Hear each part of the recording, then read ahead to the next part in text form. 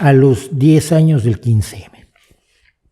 Y voy a contar la historia como yo la conozco, porque evidentemente la historia que están contando hoy del 15M en España es muy distinta de la real. Miren, en un momento dado, una ley que se propuso en España incluía una serie de disposiciones sobre los derechos de la defensa de la propiedad intelectual en Internet. Esto era una tendencia mundial hace 10 años, estábamos viviendo la época del todo gratis, donde efectivamente se podía distribuir grandes cantidades de archivos, sobre todo musicales, pero también libros y también cine, etcétera, series de televisión, todo se distribuía gratuitamente y algunos estaban muy contentos con eso. Los que estaban menos contentos eran los autores, sobre todo la gente que vive de sus derechos de autor, por ejemplo los músicos, ¿no? Los músicos consideran que tienen que vivir de algo y su trabajo son sus canciones. Y si sus canciones son gratis, entonces, ¿ellos de qué comen? Porque los músicos comen 3 veces al día y la gran mayoría de ellos no come como Mick Jagger, la gran mayoría de ellos come como cualquier hijo de vecina de clase media jodidona, que es a la que pertenecemos todos nosotros. Y había una serie de mecanismos como Napster, etcétera, que permitían compartir archivos, y la legislación internacional y las legislaciones nacionales empezaron a tratar de controlarlo. No es tan problemático, ¿no? Pero hubo un grupo de personas en España, capitaneados por el dueño de Menéame, que además básicamente tradujo una web que era Dig, y de eso se puso a vivir. Otro que era una especie de teórico del neoliberalismo en las redes, estaba a favor estaba en contra de los derechos de autor, pero sus libros en Amazon venían con derechos de autor. Esto me encantaba, me parecía, me daba mucha risa. Enrique Danz y otros que hicieron un movimiento en contra de la ley Cinde, como la ministra de Cultura de Zapatero era la señora Cinde, era un apellido compuesto, ahora no me acuerdo ni siquiera quién era, pero era la ley Cinde la que iba a acabar, que iba a censurar Internet. Y entonces lo que lanzaron fue el programa No les votes.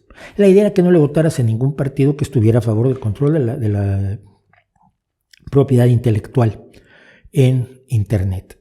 Lo cual es un tema importante, pero definitivamente no es el tema decisivo para votar o no votar. Pero ahí se empezó a subir un montón de gente con la idea de vamos a cambiar las cosas y vamos a no votarles y vamos a enfrentar los serios problemas que estaba teniendo España en ese momento y el inicio de la crisis económica provocada por la quiebra de Lehman Brothers, pero que en España se vio como culpa del gobierno. Es decir, la crisis era culpa del gobierno. Madre mía. La crisis era culpa del gobierno, que lo único que quería era acabar con la libertad en Internet, y había que tirar al gobierno para acabar con la crisis. Entonces aparecieron grupos como uno que se llamaba Democracia Real Ya, a raíz de No les votes, que decía que la democracia que tenemos es falsa y que había que imponer una democracia real ya. ¿Cómo era la democracia real ya?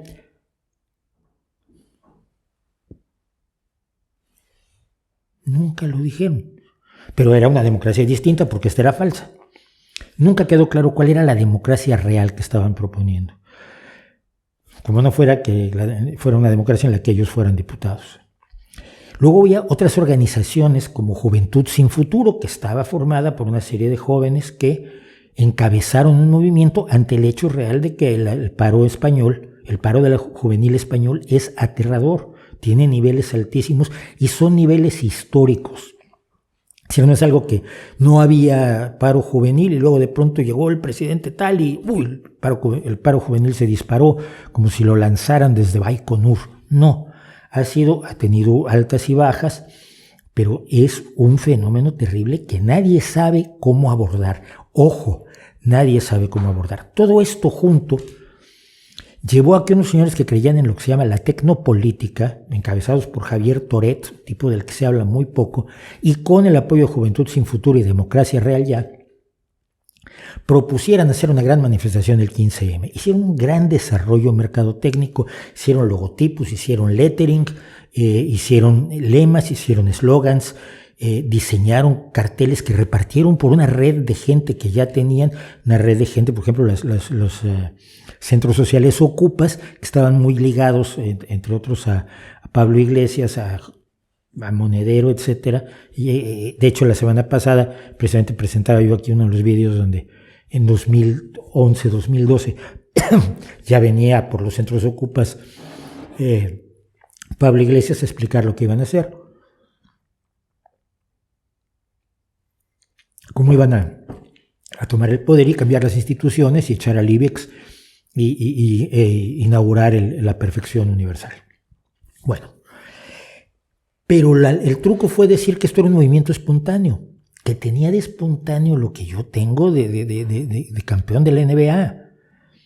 No era nada espontáneo, estaba fríamente calculado el uso de las redes, estaba fríamente calculado el uso de la propaganda, la distribución de la propaganda, cómo fue por toda España y cómo aparecieron los carteles el mismo día en toda España, etcétera, etcétera. Era un trabajo estratégicamente muy bien hecho. No era espontáneo, estaba muy bien hecho, además es hasta este momento perfectamente legítimo, ¿eh? No estoy diciendo que, uy, qué mal hicieron, no.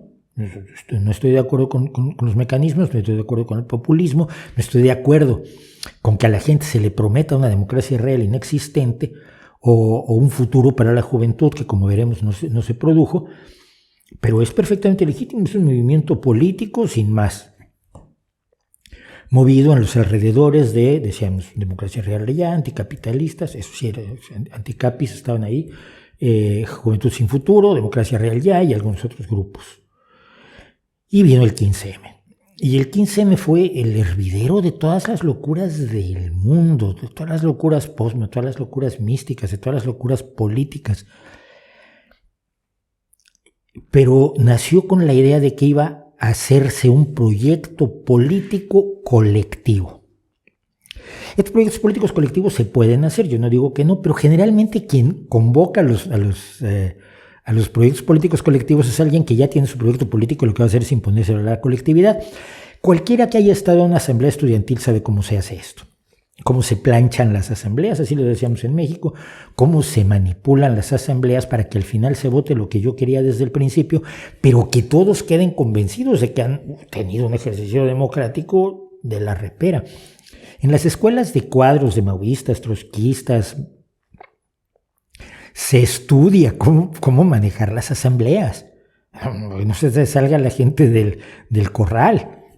Y yo esto lo veía yo, voy a ponerlo en la descripción, pero busquen en mi video, en mi blog, no que importe, está la historia de la huelga por la cual yo acabé saliendo de la Escuela Nacional de Antropología e Historia y acabé peleado con los troscos que manipulaban las asambleas de una manera que daba hasta vergüenza. ¿Cómo es posible que la gente no se dé cuenta? Bueno. Deja que esto se cuaje un poco en los próximos años, próximos 3 años, y mueve la creación eventual de un partido que no es un partido, pero que es un partido en el que la gente va a decidir a través de unos círculos. ¡Wow! Unos círculos de participación donde nosotros hacemos el diseño de las políticas municipales, regionales, comunitarias, nacionales y en un descuido chico, hasta internacionales. Y ahí voy yo a ver los que hacen los círculos. Y los círculos son asambleas que se planchan igual. Los círculos de Podemos nunca sirvieron para nada. Nunca dieron origen a propuestas, nunca dieron permiso que se hicieran propuestas que no fueran las que ya traían de fábrica. Eran Luis, no me acuerdo cómo es el apellido, Dios mío, Carolina Vescanza, Juan Carlos Monedero, Íñigo Errejón y Pablo Iglesias, que eran los 5 lobitos. Ay Dios, ¿quién era Luis? Que fue el que controlaba además internet. Bueno, hicieron un partido que no era un partido porque no tenía militantes, solo tiene inscritos, es como un club donde te inscribes. Nunca tuvo militancia y por lo tanto nunca tuvo una organización política como la que tienen los partidos. Es decir, pongo un ejemplo, pero supongo que en todos los partidos pasa lo mismo.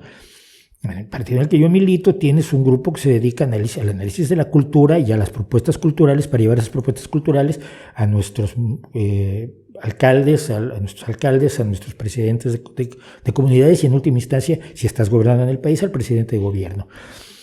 Tienes grupos de vinculación con los vecinos para resolver los problemas vecinales, estos pequeñitos que no van a llegar al Congreso de la Nación, pero que tienen que resolverse quizás en una concejalía, hablando con el alcalde, con la alcaldesa, etcétera, ¿no?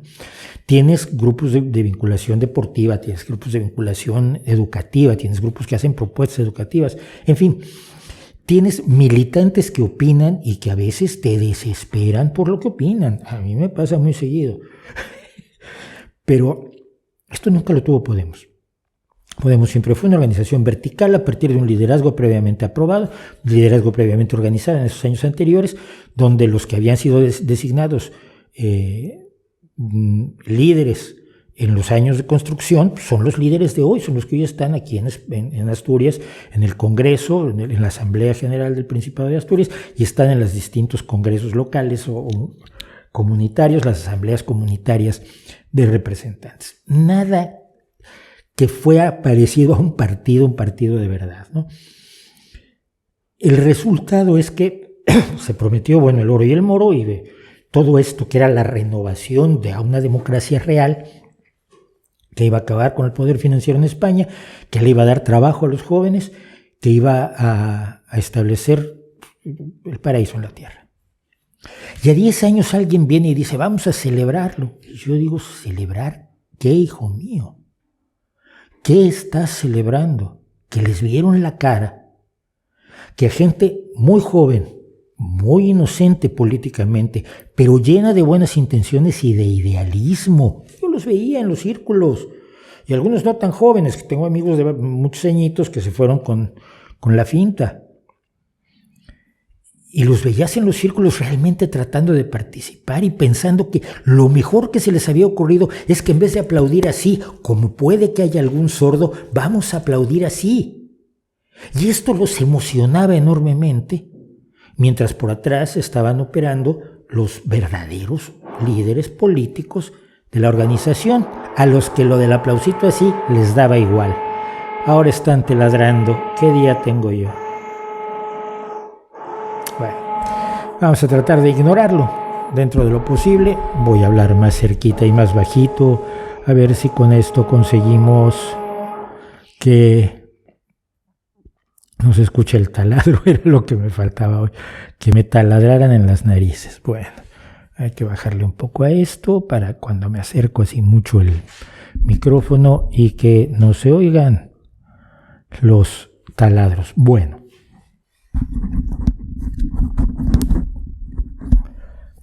Entonces, ¿qué hay que celebrar del 15M?